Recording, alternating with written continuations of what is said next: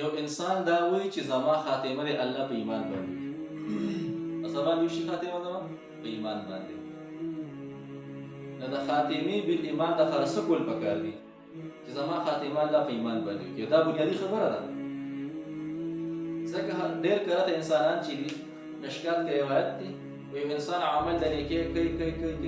د ده د جنت چې لږه فاصله پاتې شي وایي الله جهنم ته بوځي او یو انسان بد عمل کوي د ده او د جهنم لږه فاصله پاتې شي او الله ته یو نیک کار صادر کړي الله چېرته بوځي جنت ته بوځي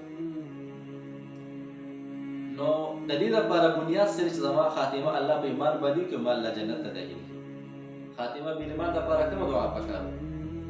نو قرآن کریم کې الله کریم فرمایي سوره آل عمران کې آیات نمبر 8 کې ربنا لا تزغ قلوبنا بعد إذ هديتنا وهب لنا من لدنك رحمة إنك أنت الوهاب چې کوم انسان دا دعا هر پرځ موږ پسې پابندۍ سره لولي د دې انسان خاتمه به الله په ایمان باندې کوي نه هر انسان له پکار دي